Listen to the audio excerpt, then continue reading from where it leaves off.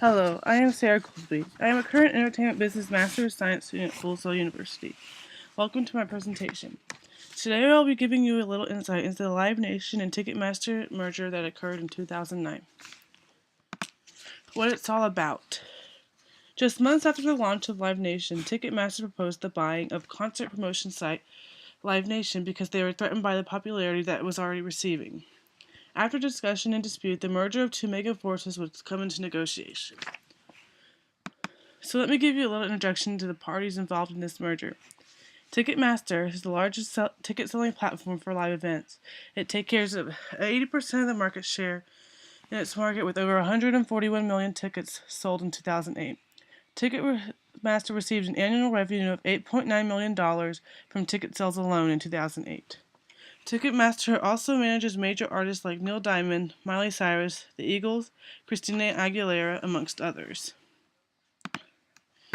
The other negotiators during this merger is Live Nation. Live Nation has become the #1 concert promotion site in the world.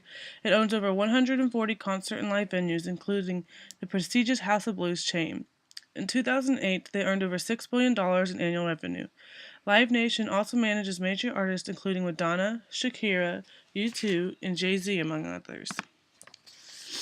All 5 of the core concepts that go into a successful negotiation took place in the merger of Ticketmaster and Live Nation. Both companies already shared several affiliations. Their biggest affiliation was that they were 2 of the leading companies in the music industry, and they both dealt primarily in the business of live events. Both corporations were also in the business of making a profit.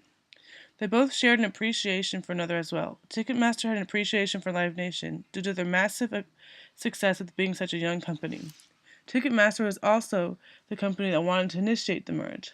Live Nation had an appreciation for Ticketmaster because of their reputation and technologies within the industry, with holding 80% of the market share. Ticketmaster lost quite a bit of their autonomy in the merger because Live Nation bought out their stock in order to initiate the merger. This is best seen in the naming of the new company, Live Nation Entertainment Incorporated. Autonomy was also lost both sides due to the implications set forth by the United States Department of Justice, which will further be discussed in an upcoming slide. Both parties played major roles in the negotiation.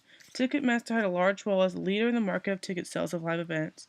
Live Nation was the leader in artist management and concert promotions. In this particular merger, both parties played about equal roles in deciding factors of the terms of the merger.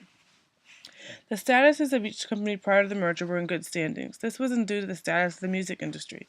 Due to the fall of record sales, artists are relying heavily on live tours to generate a decent revenue. This has caused a rise in the number of live events, which has caused a rise in the number of ticket sales. In other words, this is the time of concerts.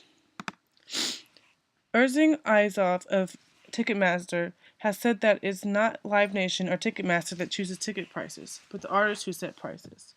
Therefore, in the years of service, they pulled a dirty trick that upset artist Bruce Springsteen. They directed ticket purchases to a website called Tickets Now that upcharged the tickets, basically scalping the purchaser out of the correct price. Ticketmaster, well aware of their mistake, blamed their issue on technical glitch. They played it as a dirty trick in the merger because it left Live Nation a little wary at the beginning of joining forces with the company that pulled this type of stunt in the past and were unsure if they could trust the joining. Several negative emotions arrived from several parties in the involvement of this negotiation. These were directed from several outlets including music industry, fans, and other competing companies in their markets. These emotions became so intense that the United States Department of Justice Antitrust Department took a part in the merger, believing it to be an attempt at monopolization, leaving no room for competition to ensue. This struck a chord with the Department of Justice because it could possibly affect the antitrust law set in place. During the negotiation process, both stocks of Live Nation and Ticketmaster went down due to these negative emotions. What went well? One thing that went well within the negotiation was Live Nation joining forces with Ticketmaster early on. Ticketmaster already was looking into buying Live Nation in the early years of Live Nation, but to have two companies agree so quickly on joining forces was a big bonus in dealing with the Department of Justice.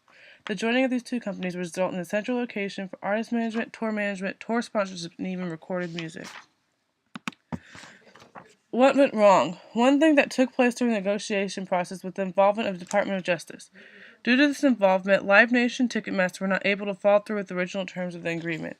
Ticketmaster would have to sell their software to the next 2 biggest competitors in the business, AEG and another of their choosing. They would also not be allowed to create mandatory bundles for ticket prices, nor allowed to compete against sites with similar companies.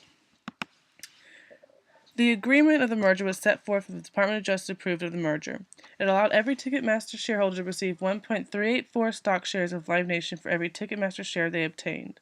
This resulted in Ticketmaster owning 50.01% control of the company and Live Nation owning 49.9% control of the company stock-wise.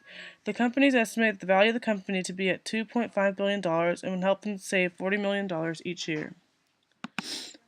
The agreement also appointed former Live Nation CEO Michael Rapino the new CEO of Live Nation Entertainment Incorporated. Irving Azoff, the former CEO of Ticketmaster, would become the executive chairman of the Live Nation Entertainment Incorporated, but they also must adhere to the agreements that they were set forth by the Department of Justice. What's to come? Live Nation and Ticketmaster still remain the largest in the music industry. Live Nation Incorporated allows the purchaser of the ticket to actually choose the seat they want at the venue, and still holds many artists like Madonna and Jay-Z, amongst others. These are a list of my references. Most of the images are from Google Images, and I got a number from a number of magazines and articles online. Thank you for watching my presentation. I hope you enjoyed it. I hope you got to learn a little more about Live Nation and Ticketmaster.